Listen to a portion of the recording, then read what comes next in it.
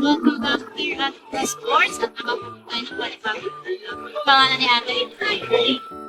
Si Ate Arlene, liga po. Para sa ating challenge natin, pupulaan mo lang kung kaya mo. Sige na. Okay, para sa ating first or base card, two of love. Para sa ating draw, high or high. Okay, high.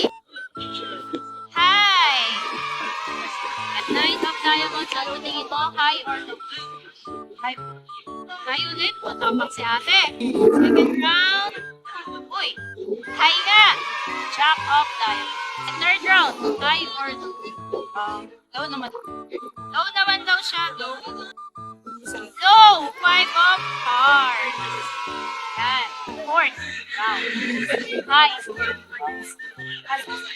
High. High. High. Ten of love.